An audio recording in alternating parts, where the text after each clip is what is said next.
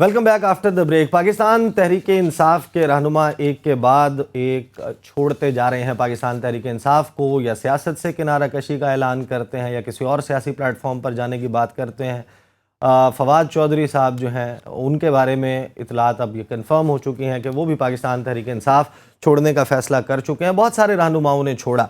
इमरान खान साहब कहते हैं कि आखिर ये ज़मीर जो है वो एक एक करके किस तरीके से जाग रहा है, कोर्स किया जा रहा है, दबाव डाला जा रहा है, रियासती जबर और हुकूमती जबर के तहत लोगों के ज़मीर को ज़बरदस्ती जगाया जा रहा है। क्या मामला ऐसा ही है?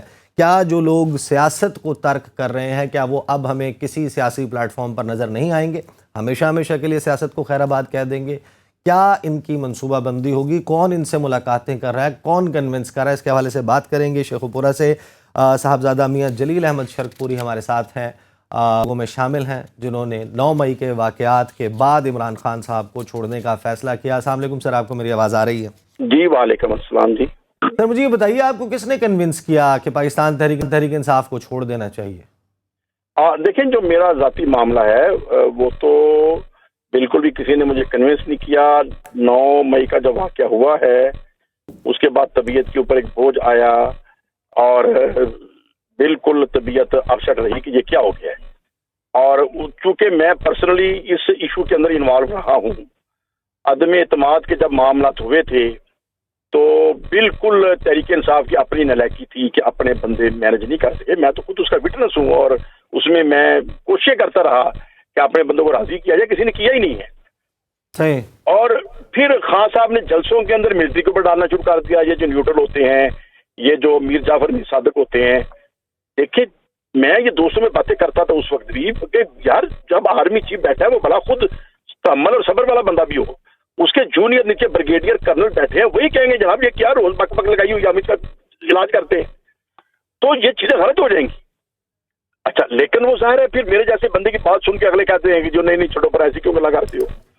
अब चलते चलते चलते ये हालात हो गए कि पूरे कौम के अंदर खासा ने ये बात डाल दी कि मिलिट्री जैसे हमारी कुत्तों बारों से बिला गलत है और दुश्मन है, और नलायकी अपनी थी। अदम एतमाद में मुझे साबित कर दे कि 1% भी रोल था। लेकिन तो आपने ये फैसला 9 मई से पहले क्यों नहीं किया? देखिए 9 मई से पहले तो वो बैड जो बयानिया था जिसको मैं तनकीद करता था उसका कोई बैड इम्पैक्ट अमली तौर पे ऐसा नहीं आया था। और ये थी आस जैसे होती है कि सुबह ठीक हो जाएगा, कल ठीक हो जाएगा। 9 मई का जब ये वाकया हो गया तो जाहिर दिल दिमाग बंद हो गया, यार ये हो गया क्या है? ये वही जो खान साहब ने खाम का बातें बना दी थी। अब हमारे बच्चे फौजी गाड़ी देखते हैं, फौजी यूनिफॉर्म को रोड़े मारने शुरू कर दिए और फौजी मलाकुल जलाना शुरू कर दिया। फिर ये कहेगा मेरी बेशुमार जगहों के ऊपर। तो ऐसी सोच कैसे बन गई? ऐसी सोच किस तरीके से हो गया? तो ये खान साहब का ब्लंडर है सारा। तो फिर मुझे था कि जब मैं कई जगह मुख्तलिफ इशूज के ऊपर खान साहब से बातें करते थे और वो बातें सुनते थे, मुस्कुराते थे, लेकिन अमल नहीं करते थे, तो फिर 9 मई के बाद मुझे फिर ये प्रॉब्लम हो गया कि यार ऐसे बंदे से हम नहीं चल सकते, जिसने हमें बंद गली भी लाके खड़ा कर दिया है और अपनी पाक अफवाज के खिलाफ बंदों को खड़ा कर दिया है।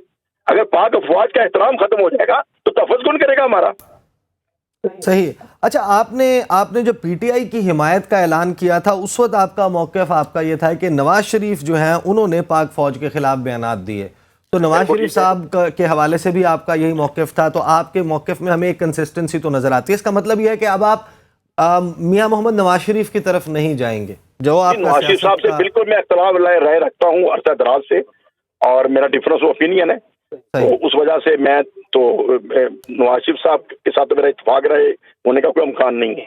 अच्छा, मुझे फाइनली ये बता दीजिएगा कि खबरें चल रही हैं कि जहांगीर तरीन साहब उन्होंने लाहौर में डेरे जमा लिए हैं और उनकी को 15-20 लोगों से जो पाकिस्तान तहरीक इंसाफ को या तो छोड़ने का ऐलान कर चुके हैं या छोड़ने वाले हैं, उनसे मुलाकातें हो रही हैं। क्या सूरत हाल बन रही है? फॉरवर्ड ब्लॉक बनाने की बात हो रही है विद इन द पार्टी, या फिर पाकिस्तान तहरीक इंसाफ में बगावत हो रही है, कोई नया प्लेटफॉर्म लॉन्च किया जा रहा है, या फिर किसी और सियासी जमात की तरफ रुख करने का इरादा है? देखिए जहांगीर तरीन साहब का सुन रहे हैं, लेकिन मेरे साथ तो कोई अभी ना राब्ता हुआ है, आपकी मुलाकात नहीं हुई? ये नहीं, ना मेरी मुलाकात हुई है, लेकिन वो एक मंजे हुए आदमी है, एक काम पहले भी करते रहे हैं, एक अच्छी तबीयत के आदमी है। उनका राइट है कि वो अपना एक प्लेटफॉर्म बनाए या आवाम के लिए कुरान में का बाइस बने। تو میں بھی وہ کوئی اچھا پلیٹ فارم بنا لیں، لیکن ابھی تو مجھے کوئی پورا پتہ نہیں یعنی ہے آپ کا ارادہ ہے ان سے ملاقات کا؟ نہیں، اگر وہ بلائیں گے تو میں ضرور مل لوں گا، مجھے تو ان سے کوئی ہیزیٹیشن نہیں ہے، لیکن فی الحال تو نہ انہوں نے بلایا ہے، نہ مجھے کو پتا ہے کہ وہ کہاں تشریف فرما ہے، اور کوئی رابطہ میرا نہیں ہے۔ 8 مارچ 2022 سے 24 مئی 2023 تک آپ کے اوپر کوئی مقدمات ہوئے؟ نہیں جی، الحمدللہ جی سیف رہا ہوں۔ محفوظ رہے ہیں۔